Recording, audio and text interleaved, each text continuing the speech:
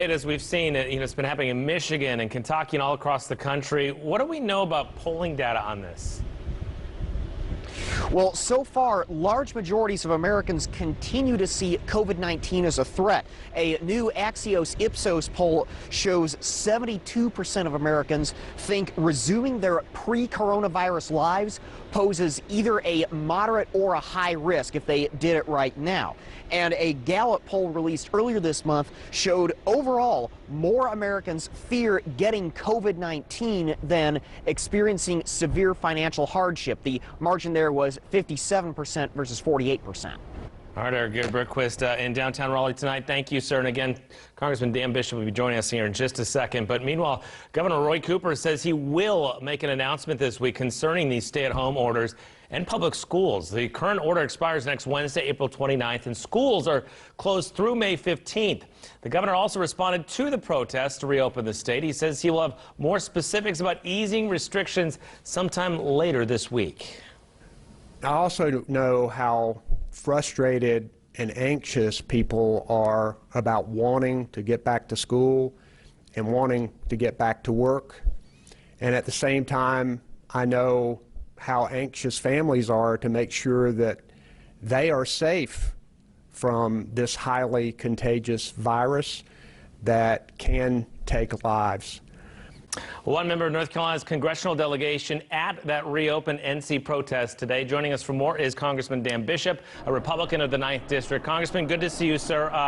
I guess first just to explain why you decided to participate in this today. Well, you know, Tim, the one duty that I swore to when I took an oath entering Congress last September was to defend and protect the Constitution. And when I saw that unfortunate tweet that went viral last week from the Raleigh Police Department that said protest is not essential, is not an essential activity, I knew that I would be here for the next event by Reopen NC. So the point is that the First Amendment guarantees rights to American citizens, and the Constitution is not suspended by the stay-home order. Among the rights that are secured by the First Amendment, again, those rights don't exist by the favor of Roy Cooper or by his benevolence. They exist, they're guaranteed, they're secured by this document. And the right to assemble and petition government is one of those.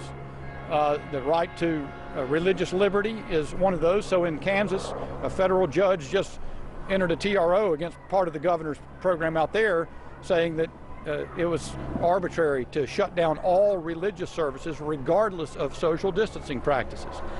And then here, it's also worth remembering that the First Amendment guarantees a free press.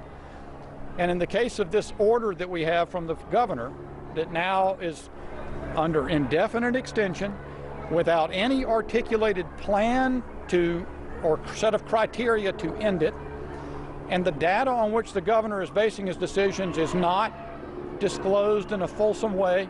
And we see, for example, in Mecklenburg County officials coming out with model after model after model that are frankly erratic in what they're projecting.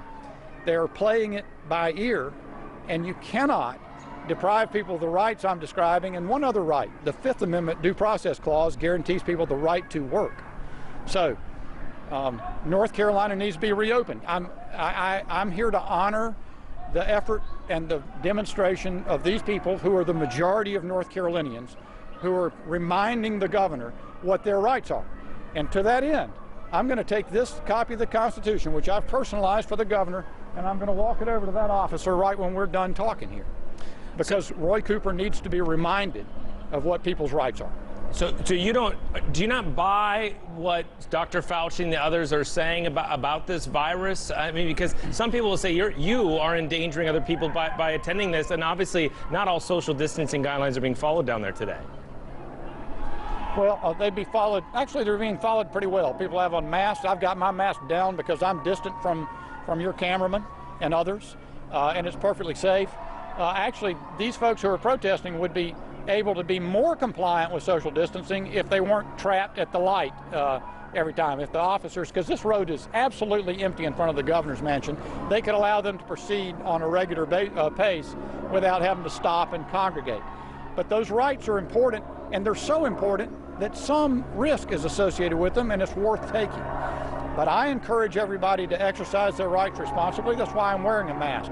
And I've worked to stay socially distant, and many others are as well. What if you contracted the virus down there and you took it back home and gave it to your family? Well, life is not free of risk. But what is appropriate to do is when there is extraordinary or alarming or very dangerous risk, you need to respond to the dangers. But you can overdo it. And what we need to do in this case, we certainly need to maintain social distancing practices. But that does not mean that the governor needs to declare that some people in North Carolina are essential and millions of other North Carolinians are not essential. Everybody is essential. Nobody is non-essential.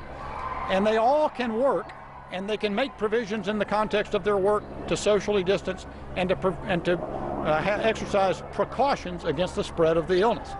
But we do not have a situation in which anybody's made a case in North Carolina that there's a danger of overwhelming hospital authority resources. We do not have a case, and the governor's actually sort of abandoned that. Now he's using slogans, testing, tracing, and trends. But we don't even know what he means. It's like he's dealing with a comic book answer to people who are adult human beings who have rights under the Constitution. He needs to be reminded what their rights are and therefore what his responsibilities are. So, Congressman, I've talked with Ashley Smith, who is kind of one of the co-founders of Reopen NC. She basically wants to reopen the state completely, I think, on May 1st. What do you think the state should do? Should some of these restrictions, you know, with retail stores, the distancing and the amount of people that are allowed in stores, should some of that at least stay in place if we do reopen more broadly? I believe that there should be social distancing restrictions that continue until the situation's fully resolved, but that doesn't excuse this indefinite overkill of an order that the governor has.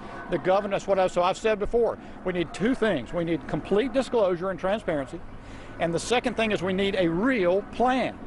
And the plan may well, in fact should, include provisions for social distancing to continue, but in the context of people resuming their life activities.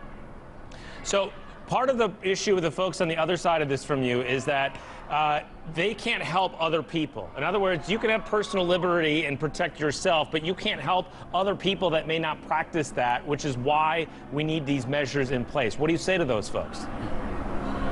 I say that that is the fundamental, that's what's distinct about the United States from many other countries in the world, including communist China. That's not the way it works here. Every person is an individual with individual rights that are fundamental and secured by this document. Some will not be responsible, and some there'll have to be appropriate measures taken to distance people and so forth. Just as the federal judge said in Kansas the other day, and he laid out a set of conditions under which a church service could resume, and they were very thorough, and people can follow them. So it's not that the governor's without power. It's not that I'm suggesting he doesn't exercise his authority, but he's got to exercise it in a way that is consistent with the rights of people and respects their individual rights. Congressman, while I got you here, one last question, not about the protest. PPP, this is small business funding. There's a discussion going on in Washington, perhaps a $450 billion new plan for small businesses and hospitals. Where's your take on sort of part two of this? I think it is indefensible that Nancy Pelosi has left that underfunded program without sufficient funds to continue funding these loans as they were made as they applied for in the ordinary course. It has been at least 2 weeks that has been pending, and Nancy Pelosi and Minority Leader Schumer in the Senate have blocked it. I'm pleased to hear that negotiators have a proposal and we expect the Senate to act today. I'm going to Washington after I'm done here to vote on that. Probably be Thursday in the House, but businesses need that. The government, frankly, can't carry this for long. That's one reason we've got to get open.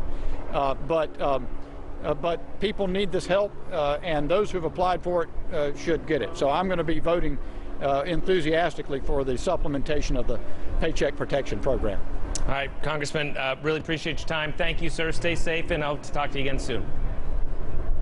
Thank you, Tim. Don't miss. I'm gonna go give this to Roy's agent over here. He invited me to give it to him because Roy needs to read this. Well, we'll keep rolling. Thank you, sir, as he heads over to the mansion there. Time for our first break. Coming up at Capitol.